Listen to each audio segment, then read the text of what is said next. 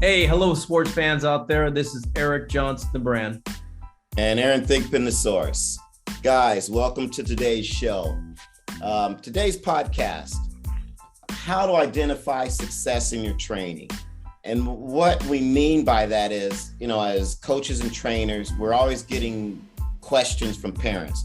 Well, hey, how's my athlete doing? Or how long will it take for them to get faster? Or how long will it take for them to get stronger? How long will it take for them to be able to make this sort of play? So those are legitimate questions. And we want people to understand the training process. And that's what we want to talk about today. We also want you guys to stay tuned for a mic'd up series that we're going to do that's called the training effect. How long does it take? And we're going to explore that with some of your questions. So stay tuned for that. But in the meantime, listen to this podcast. And you can also reference an article I wrote on the GameSpeed.net website that's called The Training Effect, How Long Does It Take? So the trifecta of different pieces of info or places where you can get some information on the topic we're talking about today. And, the reason why this is important, because I look at training as learning. Okay, so to me, those words are almost interchangeable for me as a coach. And so when you're working with an athlete, you first have to understand, how do they learn? And you as an athlete and as a parent need to understand, well, hey, how does my athlete learn? And so that way you can put them in the proper coaching environments so that they can get the information that the coaches are trying to impart. And it's important because I think today's athletes and parents sometimes don't have the patience for the process.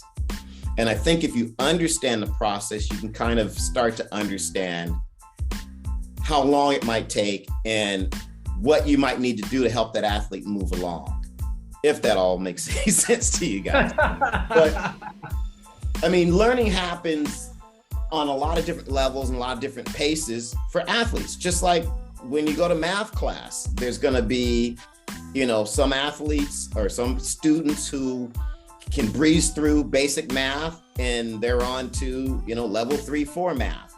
And there's other athletes or other students, again, student athlete, interchangeable, that, need more remedial work and are going to take a lot longer.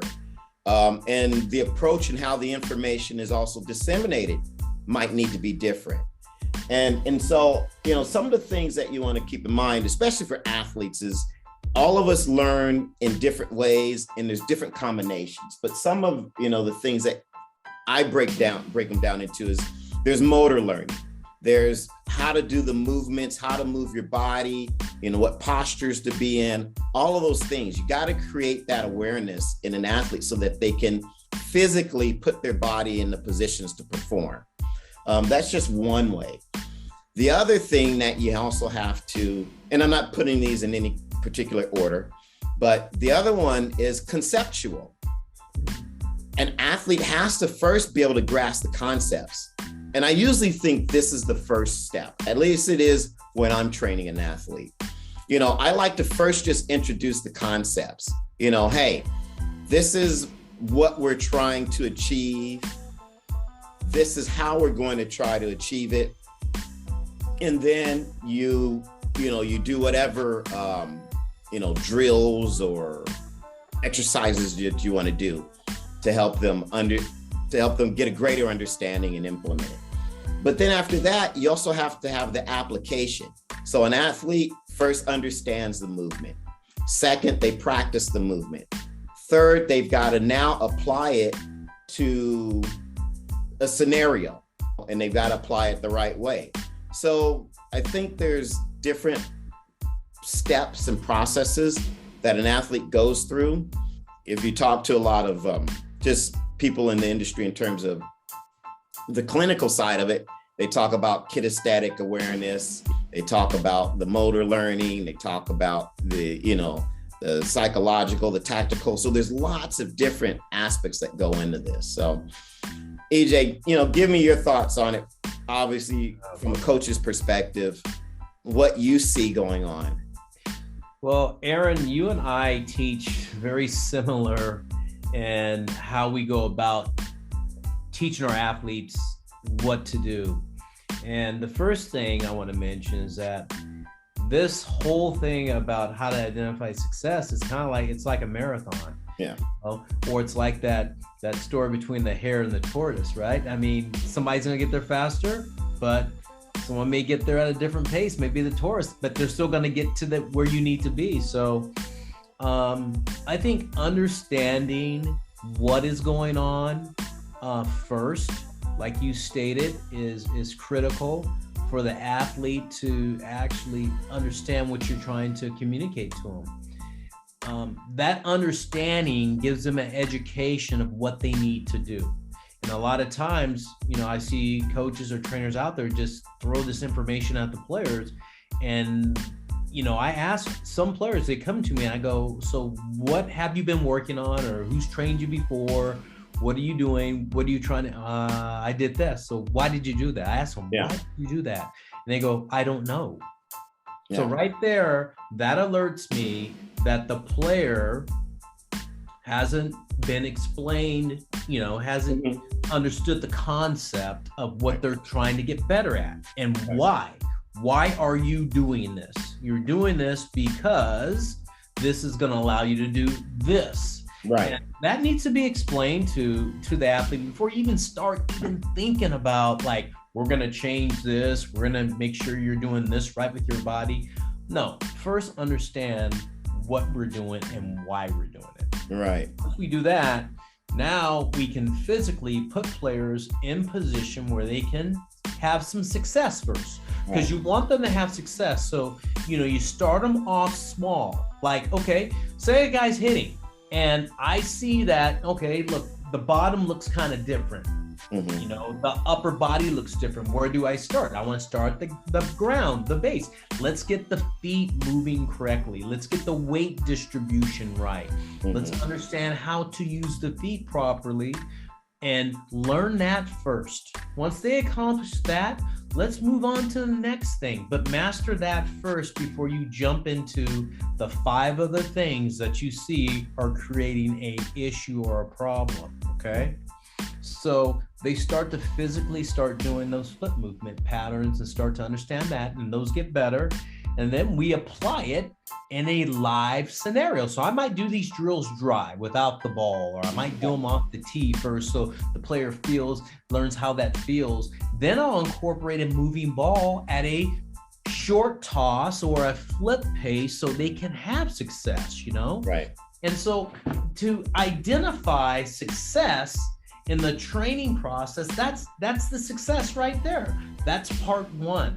That athlete is making a transition, and that transition may not be over 5 sessions. That may be over 20 sessions. Right. It may take a player longer, like we said, the tortoise versus the hare. The hare may get in 10 sessions. Right. But it's not going to be after 2 or 3 sessions, okay, he's fixed. Yeah. Or he's going to improve. I should see this mass exodus open up and everything's going to be great.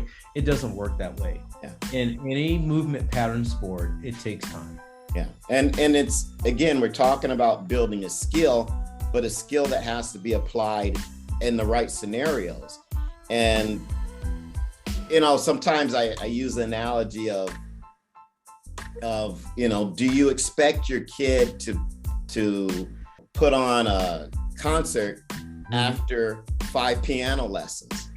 What are they doing those first, 5 lessons? Right. They're playing chopsticks. They're getting oriented to the keys and the tones and again, the concept of, hey, this is how this instrument works.